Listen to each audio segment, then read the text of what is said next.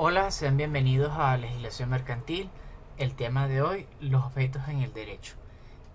Y lo primero que hay que destacar es que los objetos o esas entidades susceptibles de apropiación tienen la denominación de bienes.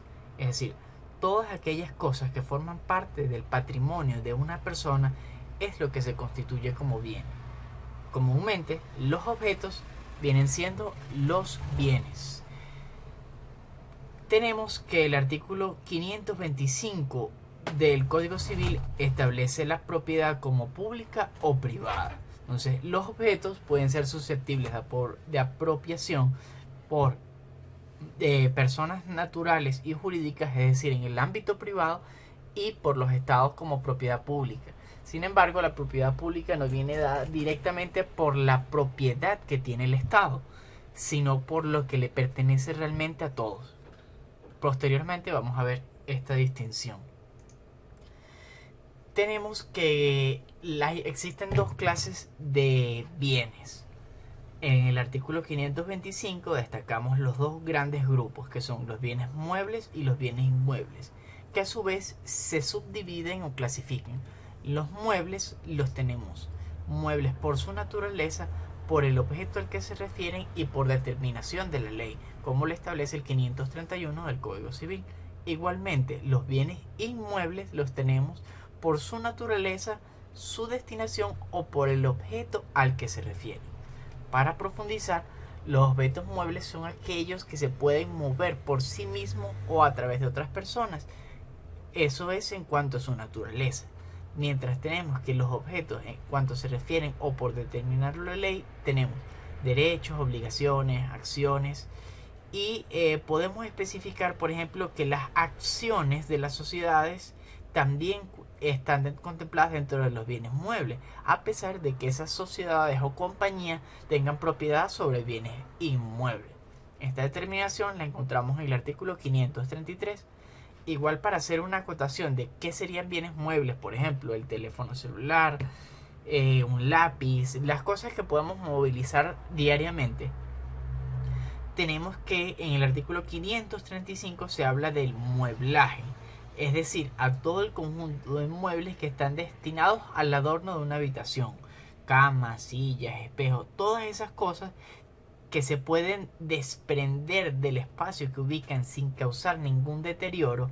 Es decir, una ventana no entraría en este caso, que está adherida a la pared y que para retirarlo causa un daño a la pared, entonces no sería un bien mueble. Mientras que cualquiera que pueda movilizar, como una silla, un sillón, una mesa, están comprendidos dentro de ese bien mueble.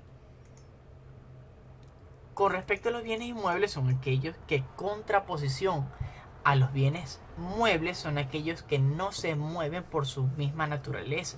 Tenemos aquí la determinación del artículo 527, cuando nos especifica los terrenos, las minas, los edificios y en general toda construcción adherida a la tierra como un bien inmueble. Mientras que tenemos por la destinación a todos aquellos bienes muebles que se han destinado a un terreno, a un edificio, para que permanezcan constantemente en él. Es decir, en este artículo 529 que les acabo de mencionar, lo que hace alusión es a la ventana que les comenté. Todas aquellas cosas que se han destinado para que permanezcan allí de forma constante y que formen parte de ese bien inmueble, está considerado como tal. Ahora, estos bienes se dividen a su vez o se clasifican en grandes porciones para comprender cómo podemos no solamente ubicarlos fácilmente dentro del ámbito de los bienes muebles y inmuebles, sino que según las características que posean esos bienes sean determinados de una manera u otra, y ello acarreará consecuencias jurídicas. Por ejemplo, la clasificación con respecto a su naturaleza esencial, tenemos que son de dos formas: las cosas corporales o los bienes corporales y los bienes incorporales. Los bienes corporales se pueden percibir a través de los sentidos, es decir, podemos tocarlos, podemos verlos, podemos olerlos. Mientras que los incorporales no podemos percibirlos a través de esos sentidos.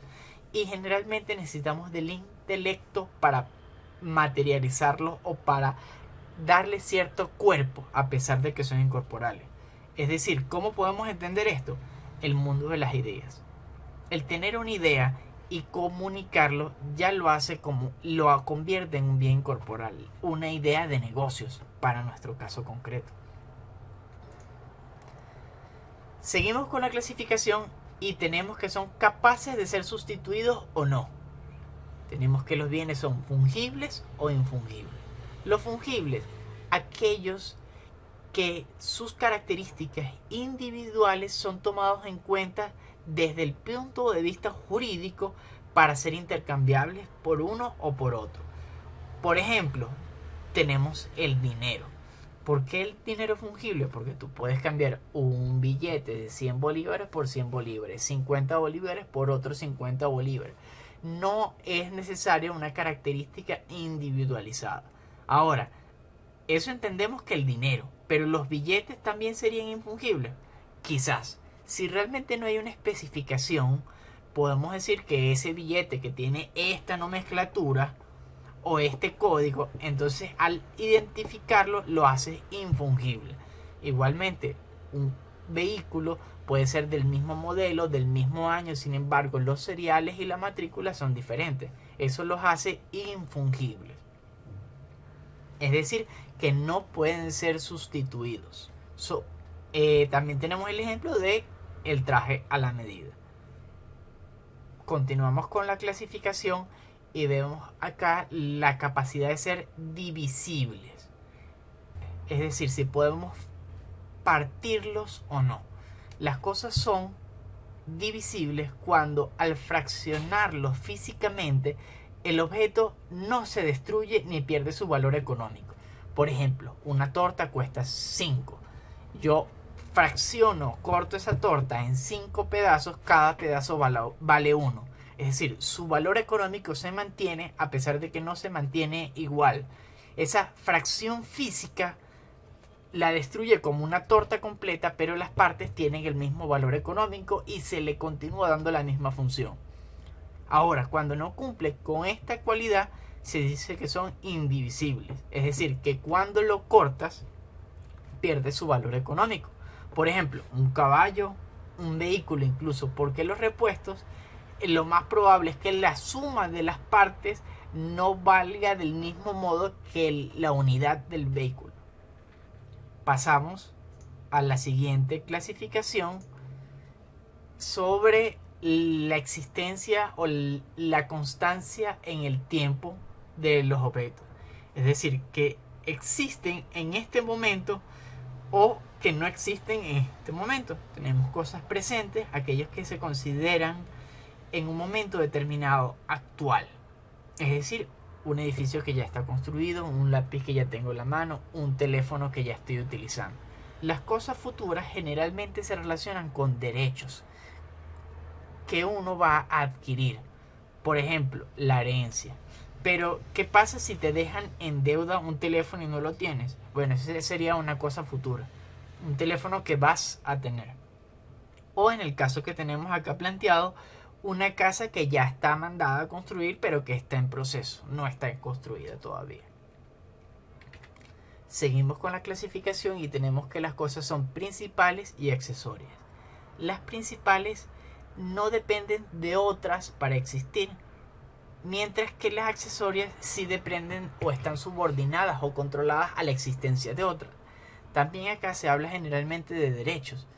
Cuando uno tiene el derecho de propiedad sobre un inmueble o específicamente un terreno, el cual no tiene acceso a la vía pública, existe el derecho de servidumbre de paso, en el cual los terrenos que están adyacentes más cercanos a la vía pública de acceso nos deben permitir una ruta como un salvoconducto para uno atravesar de nuestra propiedad, de nuestro terreno, a la vía pública.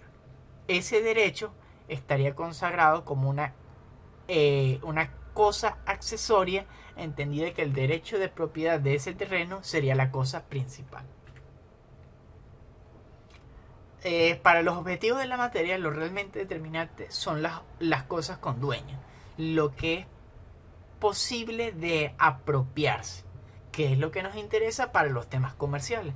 Sin embargo, en esta división vemos que hay dos aspectos puntuales, lo que son las cosas con dueño y las cosas sin dueño. Como por ejemplo el sol, la atmósfera, aquellas que no tienen tampoco una susceptibilidad económica. Mientras que aquellas con dueño, pues son todas aquellas que están en los actos lícitos de comercio. Y tenemos por ejemplo un vehículo, una moto, un árbol, una casa.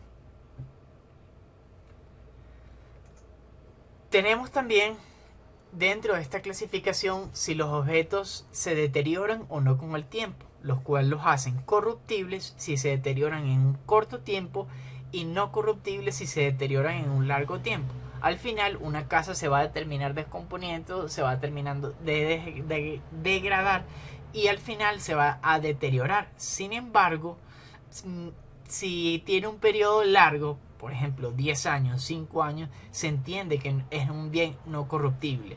Si es un periodo inferior, se entiende que es un bien corruptible. Como les comenté, hay una distinción en la apropiación de los bienes. Acá tocamos de nuevo lo que es la capacidad de ser adquiridos. Los de dominio público son los que le pertenecen a la nación y no solo específicamente al Estado, sino que nos pertenecen a todos, como las plazas, los puentes. Y tenemos que deben cumplir varias características. Por ejemplo, que estén sujetas a la ley civil y son normas de derecho público, es decir, son leyes específicas para ellos o está regido por leyes específicas para ellos. Los bienes son de dominio público y son inembargables, inalienables, es decir, que no son gravables o sometidos a condiciones que los perjudiquen, o pueden ser prometidos en circunstancias de incumplimientos de pago. Por ejemplo, es imposible constituir gravámenes. Eso es un poco lo que les comentaba. Igual se habla acá de las servidumbres y derechos reales de las cosas sobre los bienes de dominio público. No se pueden constituir en ellos. Los bienes de dominio público son imprescriptibles, es decir, que no pueden ser adquiridos por terceros. Acá hay una figura que se llama usucapión, que es correspondiente a la propiedad. Posteriormente le hablaré de ello. Los bienes también deben ser utilizados conforme a su afectación, es decir, son susceptibles de ser arrendados si para ellos están determinados esos bienes. Esa figura se maneja más que nada a términos de concesiones más que arrendamientos, en Venezuela por lo menos. Seguimos con respecto al sexto y se habla de que nos pertenecen a todos los habitantes, y el séptimo está fuera del comercio humano. Realmente esas concesiones o esos actos o el derecho de estar en esas plazas no puede ser comercializado. Mientras que, o en contrario a esos bienes de dominio público, tenemos los bienes de dominio privado, que como les comenté son aquellos que pertenecen a las personas naturales y a las personas jurídicas, es decir, hablamos de derecho privado. Y acá cabe destacar que la nación y los estados tienen bienes los cuales sí pertenecen a parte de ese patrimonio, es decir, que a pesar de que es el estado que tiene una propiedad, no son bienes de dominio público, sino que son bienes de dominio privado que son susceptibles o que están en posesión del estado. Por ejemplo, un vehículo diplomático, un vehículo de alguna compañía del estado. Esas circunstancias nos dicen que son bienes de dominio privado y que esos bienes son dentro del patrimonio de esas entidades nacionales, estatales o municipales. Para completar la clasificación tenemos un adicional que son los bienes especiales sometidos a registro, que el caso o los casos más comunes son las naves, las aeronaves y los vehículos terrestres. Ellos están sujetos a un registro específico, ya que a pesar de que no son bienes muebles per se, debido a que pueden trasladarse por sí mismos, están determinados por la ley a estar sometidos bajo una jurisdicción o bajo a un control que los acredite la titularidad. Es decir, esto se debe más que nada para tener un control de un bien con un elevado valor económico. Tenemos el ejemplo planteado en la lámina de un avión. Esto, parte de los orígenes de esta situación o parte del conflicto que uno más evidencia diariamente Si uno ha visto esas películas del oeste, de los vaqueros, que los ladrones siempre robaban el ganado y lo que hacían era remarcar con un sello, el sello que tenía de la finca, pues a eso era lo que eso es como la forma gráfica de explicarles el registro sin ver documentos. Esa es la forma básica. Es decir, que ese bien mueble que es la vaca, que se puede mover libremente, ellos que lo sustraen y ahora tienen posesión de él, ellos le hacen esa marca. Porque si otra persona ve que tiene esa marca y no es el propietario que te está vendiendo ese animal, entonces tú sabes que ese bien no le pertenece a esa persona. Por eso hacen esa remarca en las películas de vaqueros cuando roban el ganado. Como les comenté al principio, lo importante de la determinación de los bienes es ver si es susceptible de adquirirlo, es decir, si nos puede pertenecer, si podemos tener un poder jurídico sobre ese bien. Tenemos que la propiedad está determinada en el artículo 545 y nos dice que es el derecho de usar, gozar y disponer una cosa de manera exclusiva con las restricciones y obligaciones establecidas por la ley. Es decir, que el derecho de propiedad a su vez contiene el derecho de usar, el derecho de gozar, el derecho de disponer.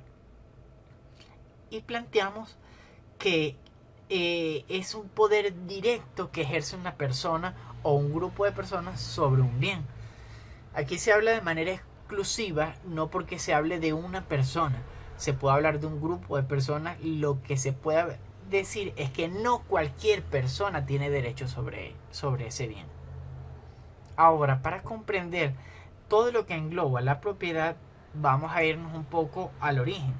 Y se habla que es el jus utendi, que significa el derecho de uso, el jus fruendi, que es el derecho de goce, y jus abutendi, que significa el derecho de disposición. El derecho de uso se traduce en usar el bien de acuerdo a la función que tiene en el derecho. Es decir, que yo le doy el uso natural que tiene ese objeto, sin que esto cause lesiones a terceros. Hablamos que el derecho de goce es el hecho de disfrutar y aprovechar los frutos o lo que devenga de una cosa. Y hablamos que existen frutos civiles y frutos naturales. Los frutos naturales los conocemos como el mango, aquellos que provienen de la naturaleza. Un mango, un cambur, hasta los mismos reses recién nacidos que provienen del derecho que tú tienes sobre la madre o sobre la vaca. En ese caso, caen dentro de esos derechos, sobre ese derecho de goce que tienes esos frutos. Y los derechos civiles son aquellos que se proporcionan sobre derechos. Por ejemplo, en el arrendamiento se traslada el derecho de uso de ese bien y la persona paga una contraprestación. Esa contraprestación, ese dinero, viene siendo un fruto que deviene de ese bien. Así, ese terreno, al ser alquilado, proporciona un canon de arrendamiento que es un fruto civil. Y por último, tenemos el derecho de disposición, en el cual se denomina que tú estás en poder de hecho de ese objeto, que tú tienes el dominio y puedes dar o no dar, puedes comprometerlo o no comprometerlo de acuerdo al fin o al bien que tenga en el patrimonio. ¿Qué quiere decir esto? Que yo puedo vender, yo puedo prestar, yo puedo arrendar, yo puedo hacer con él en cuanto a actos de disposición se requiere, diferente a hacer con él como el derecho de uso con respecto a la función que tenga el objeto. Bueno, sin más nada que acotar, debo mencionarles que este ya es el final de la clase 2 y nos vemos en la siguiente. Hasta luego.